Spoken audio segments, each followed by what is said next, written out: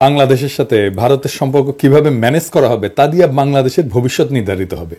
ভারতকে ডিল করতে না পারলে আমাদের স্বাধীনতা সার্বভৌমত্ব থাকবে না, হায়দ্রাবাদ আর কাশ্মীরের মতো খাইয়ে ফেলবে। আমাদের কালেকটিভ মেমোরিতে জায়গায় রাখতে হবে কিভাবে হাসিনাকে সাপোর্ট দিয়া বাংলাদেশকে ধ্বংসের শেষ সীমানায় নিয়ে আসছিল ইন্ডিয়া, বাংলাদেশের উপরে কিভাবে চাইপা বসছিল। আপনি এটা বুঝতে পারবেন খুব ভালোভাবে যখন আপনি দেখবেন ওই ছবিগুলা, যখন ইন্ডিয়ান হাই কমিশনারদের বাংলাদেশের পলিটিশিয়ানদের সাথে যখন কথা বলতো তখন তাদের বডি ল্যাঙ্গুয়েজ দেখবেন, তারা যেভাবে বসে কথা বলে। দেখেন এই যে দোরাই স্বামীরা, দেখেন ও দোরাই স্বামী না, ও বাংলাদেশের স্বামী হয়ে উঠছিল। দেখছেন দেখছেন বাঞ্চত কেমনে বসছে। একজন পূর্ণাঙ্গ সচিবও না, কিন্তু একজন অতিরিক্ত সচিবের পদমর্যাদা, একজন রাষ্ট্রদূতের, সে একটা মন্ত্রীর সামনে কেমনে বসে, কেমনে কথা বলে। দেখেন ও ডিক্টেট করতেছে বড় লাটের মতো। আর হাসিনার মন্ত্রী শালা ভালসিউন, ও মনে হয় প্রভুর সামনে বসে আছে, দেখে মনে হচ্ছে না কেন্দ্রে দিবে। আবার দেখেন রাজশাহীর সিটি মেয়র, প্রতিমন্ত্রী পদমর্যাদা একজন, সহকারী হাই কমিশনের সামনে কিভাবে বসে। তবে আজকে আমি খুব খুশি, আঙ্গেরের টোলা মন্ত্রীর সামনে প্রণয় ভার্মা বসেছে, কিভাবে দেখেন মনে হচ্ছে প্রণয় ভার্মাই কেন্দ্রে দিবে। সাব্বাস বড় ভাই, আপনাদের অভিনন্দন, টুপি খোলা অভিনন্দন। আপনারা টোলা মন্ত্রী বলে ডাকবো না, আপনি রেসপেক্ট আর্ন করছেন। এই প্রণয় ভার্মা আসাদুজ্জামান খান কামাল আর কুমড়া পটাশের সঙ্গে যখন বসে তখন ক্যাঙ্কে করে বসে, দেখেন দেখেছেন। এইটা সে পাশাপাশি দেখান, আঙ্গেরের বড় ভাই আর কুমড়ো পটাশ আর আসাদুজ্জামান খান কামাল তিনজনেরটা পাশাপাশি দেখান, দেখেছেন। তো ওই জিঙ্কা করে বসিছে প্রণয় ভার্মা, এটা ফোরা হইলে না ইঙ্কা করে বসে রোগীরা। তো বড় ভাই জেনারেল জাহাঙ্গীর সাহেব এটা যদি পাসার পড়ার কারণে বসে থাকে ইঙ্কা করে, তাহলে খুলে আপনার ক্রেডিট দেবো না, থুক্কু কয়েক আলো প্রশংসা ঘুরে নেবো। যাই হোক, বাংলাদেশের উপরে ভারতীয় প্রভাব কিভাবে কাজ করে, অনেকভাবে করে, এর একটা দিক দিয়ে কাজ করে, সেটা আমরা কখনো আলাপ করি না। আজকে ওই আলাপটা করবো। আর একটা গুরুত্বপূর্ণ দিক দিয়া ইন্ডিয়া আমাদের উপরে বহুমাত্রিক ভাবে প্রভাব বিস্তার করে, সেটা আলাপ করি। ধরেন জাতিসংঘ, আন্তর্জাতিক সংস্থাগুলা, এগুলো বিভিন্ন দপ্তরে যারা বাংলাদেশ দেশ নিয়ে কাজ করে তারা কারা? বেশিরভাগ ক্ষেত্রে এরা ইন্ডিয়ান। ধরেন একটা এক্সাম্পল দিই, আইএলও বাংলাদেশ চ্যাপ্টার দেখা হয় কোথায় থেকে? দিল্লি থেকে। দিল্লিতে আইএলওর আঞ্চলিক অফিস, ওইখান থেকে আপনি ওইখানদের কর্মকর্তাদের দেখান তো, এডিটর সাহেব লিস্ট আছে ওইখানে ওদের ওয়েবসাইটে, দেখেছেন 80% ইন্ডিয়ান, আরো বেশি হবে হয়তো। এখন দেখেন হাসিনা আমলে HRW বিবৃতি দেয় শ্রমিকদের অধিকার নিয়ে, কিন্তু আইএলও কোনোদিন দিছে কোন শ্রমিক অধিকার নিয়ে কথা বলছে? এই যে এত শ্রমিক মারা গেল, গুম হইল, খুন করলো এত শ্রমিককে, কোনোদিন কিছু বলছে? কিচ্ছু বলে নাই। আন্দোলন করতে যায় নিখোঁজ হয়েছে কতজন দেখেন, কখনো বিবৃতি দিছে? দেয় নাই। শ্রমিকদের আন্দোলন করতে গিয়া পুলিশের গুলিতে নিহত হয়েছে, আইএলও কোনোদিন বিবৃতি দিছে? আজ আমিনুলকে, যে শ্রমিক নেতা, এটা একটা খুবই সেন্সেশনাল ঘটনা ছিল, আপনি জানেন না? আমিনুলকে তুলে নিয়ে যায় র্যাব, তারপরে ক্রস ফায়ারে দিয়ে মারে, তারপর মাইরে ফেলায় দিয়ে যায় ডেড বডি। অনেকদিন আগের কথা, আজকে আশুলিয়াতে, অনেকে হয়তো জানেন না। আইএলও কোনোদিন বিবৃতি দিছে? দেয় নাই। কিন্তু এই এখন দেখবেন এই যে শ্রমিক এলাকাতে গ্যাঞ্জাম হইতেছে না, এখন দেখবেন আইএলও কি বলে, সে এসে বলবে তোমরা সিবিআই আছে। সিবিআই মানে জানেন তো, শ্রমিকদের পক্ষে কথা বলার বৈধ প্রতিনিধি। এটা আন্তর্জাতিক আইনে স্বীকৃত, মানে কালেকটিভ বার্গেনিং এজেন্ট বলে। শ্রমিকদের পক্ষে কথা বলবে। প্রত্যেকটা প্রতিষ্ঠানে, প্রত্যেকটা শ্রমিক এলাকায়, প্রত্যেকটা ইন্ডাস্ট্রিতে একটা করে সিবিআই থাকে। ইভেন আমি যেখানে চাকরি করি প্যারিসে, সেখানে এই কোম্পানিরও সিবিআই আছে। হাসিনা আমলে কিন্তু সিবিআই ছাড়া চলতে পারবেন, বিশেষ ত্রিকোঠায় মাপ। হাসিনা বা আওয়ামী লীগ ক্ষমতা থাকলে যেভাবে ডিল করে বাংলাদেশের সাথে, অন্য কেউ ক্ষমতা থাকলে ঠিক উল্টাভাবে ডিল করবে। মানে আওয়ামী লীগ ক্ষমতা থাকলে তাদের পৌরুষ, পেশাদারিত্ব, এথিক্স, নৈতিকতা সব পতায় যায়। আবার অন্য কেউ ক্ষমতায় আসলে তখন দিল্লির আইএলও কর্মকর্তাদের পৌরুষ জেগে ওঠে। এটা হইতেছে আমাদের সমস্যা, বড় সমস্যা। জাতিসংঘ সহ সকল আন্তর্জাতিক প্রতিষ্ঠানকে আমরা আহ্বান জানাই, আমাদের কখনো ভারতের সাথে একসাথে রাখবেন না। মানে আমাদেরকে যখন ট্রিট করে তখন ভারত যেই গ্রুপে থাকে সেই গ্রুপে আমাদের রিপোর্টিং যেন ভারত না হয়। পাকিস্তান আর ভারত কি একই অঞ্চলে আছে? নাই তো। জাতিসংঘের আন্তর্জাতিক সংস্থা ভারতকে দক্ষিণ পূর্ব এশিয়ার আওতাধীন আঞ্চলিক অফিস থেকে দেখা হয়, যার কেন্দ্রবিন্দু সাধারণত ব্যাংকক হয়, নিউ ইয়র্ক হয় অথবা দিল্লি। অন্যদিকে পাকিস্তানকে সাধারণত পশ্চিম এবং মধ্য এশিয়ার আওতাধীন আঞ্চলিক অফিস থেকে পরিচালনা করা হয়। আমাদেরকেও বাংলাদেশকে পশ্চিম আর মধ্য এশিয়ার অফিস থেকে দেখা হোক, এটা জাতিসংঘের কাছে আমাদের দাবি। এইটা আমাদের পররাষ্ট্র মন্ত্রণালয়কে বলতে হবে।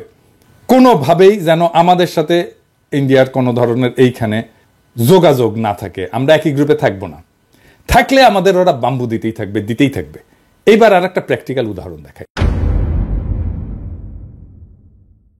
আসেন আমরা কয়েকটা নাম দেখি, আপনারা অন্যভাবে নিয়েন না, মানে দামগুলো দেখেন বাংলাদেশে কাজ করতেছে এমন কয়েকটা আন্তর্জাতিক প্রতিষ্ঠানে। ধরেন ড্যানিশ রিফিউজি কাউন্সিলের কান্ট্রি ডিরেক্টর, কি নাম? সুমিত্রা মুখার্জি। ক্রিস্টিয়ান এইড, কি নাম? পলাশ দাস। প্ল্যান ইন্টারন্যাশনাল, কি নাম? Kabita Bose. World Vision, Suresh Bartlett. Concern World Wide, Suresh Kumar Agarwal. Oxfam, Ashish Damle. CARE, Ramdas. Save the Children, Suman Dasgupta. কিছু কিছু ক্ষেত্রে হয়তো পরিবর্তন হয়ে গেছে, এমন হইতে পারে, আমি তো নেট থেকে নিছি নামগুলা, কিছু কিছু ক্ষেত্রে হয়তো হয়ে গেছে যে এখন চলে গেছে। কিন্তু আপনার যেটা আমি বলতে চাইতেছি সেটা হচ্ছে বেশিরভাগ আন্তর্জাতিক সংস্থার হেড ইন্ডিয়ান। মানে ইন্ডিয়ান ছাড়া অন্য দেশের লোক আসতেছে না বাংলাদেশে, না চাইলে বাংলাদেশে আইসেন না, কাজ করেন না। ইন্ডিয়ান কোম্পানি বাদই দিলাম, মানে ইন্ডিয়ান কোম্পানিগুলো কিন্তু বাদ দিছি, মানে বাজাজ আছে, টাটা আছে, এয়ারটেল আছে, মেরিকো আছে, সান ফার্মা, তাও দেখছেন একদম আন্তর্জাতিক প্রতিষ্ঠান কিন্তু সেইখানে ইন্ডিয়ান দিয়ে রাখছে। সবাইকে বলে দিতে চাই, আগামী বছর আমরা কোনো ভারতীয় প্রধান দেখতে চাই না। বাংলাদেশের প্রতিষ্ঠানগুলোতে 4 মাস তো আছে, এরপরে কিন্তু অফিস ঘেরাও করব। কোনো অপ্রীতিকর অবস্থা এড়াতে চাইলে আগেই ভাগেন ভাইরা আর বোনেরা, পরে কোয়েন না টাইম দেই নাই। আমার ক্ষুদ্র ভ্রাতার ভগিনীদের বলি, সব অফিসগুলো চিনে রাখবেন, আমরা জানুয়ারিতে আবার চেক করব, তখন যদি কোনো ইন্ডিয়ান থাকে অফিসে তাহলে কলে খবর আছে।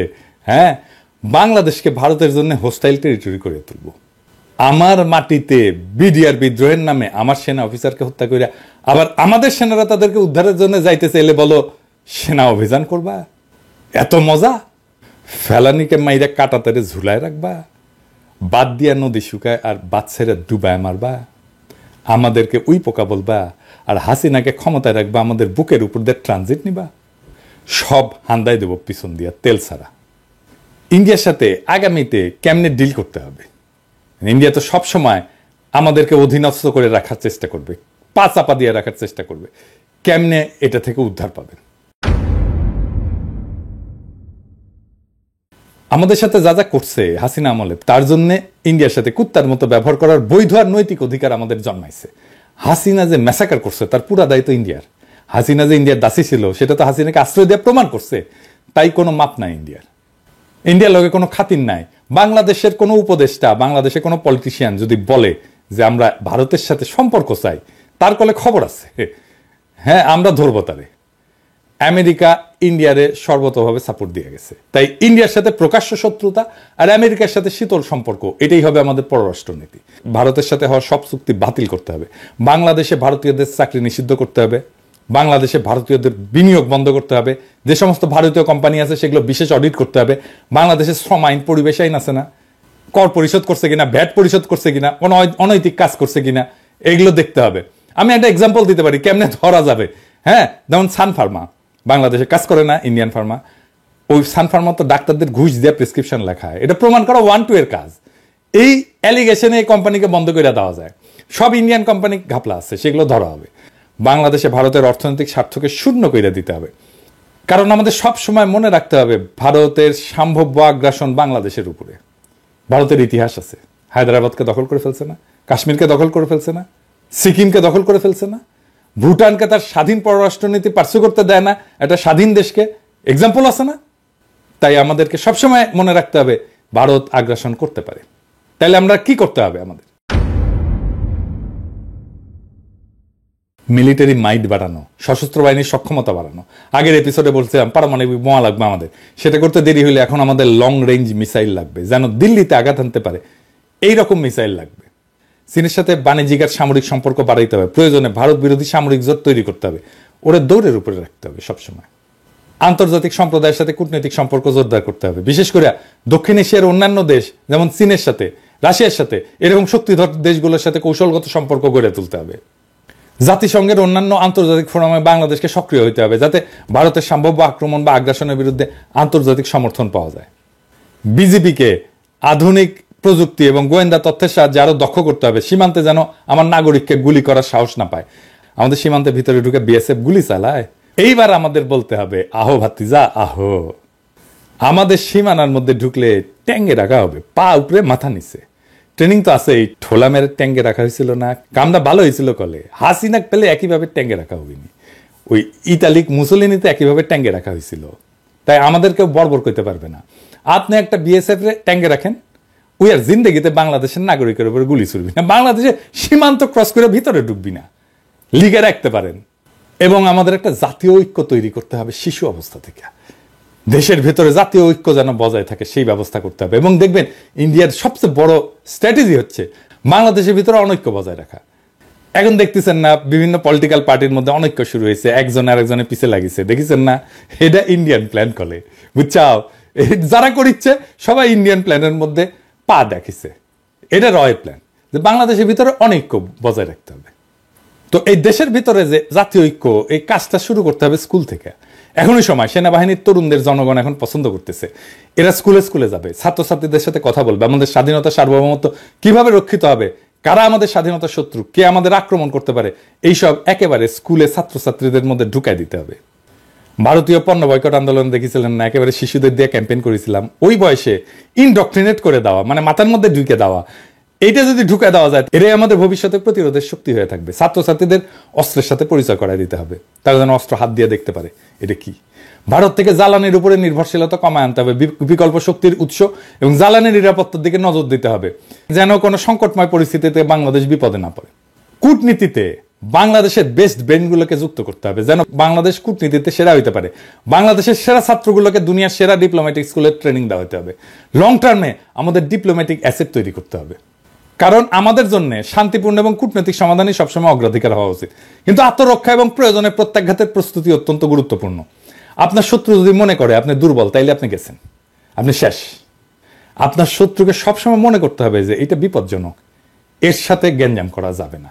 বাংলাদেশের জনগণ বিপজ্জনক জনগোষ্ঠী, সাবধানে ডিল করতে হবে। আর পরিশেষে ইন্ডিয়ারে ভয় পাবেন না। ভারতের তরুণদের আবু সাইদদের মতো বন্দুকের সামনে বুক পাইতে দেওয়ার হিম্মত নাই। ওরে আমরা ভয় করবো, দাঁড় বাদ।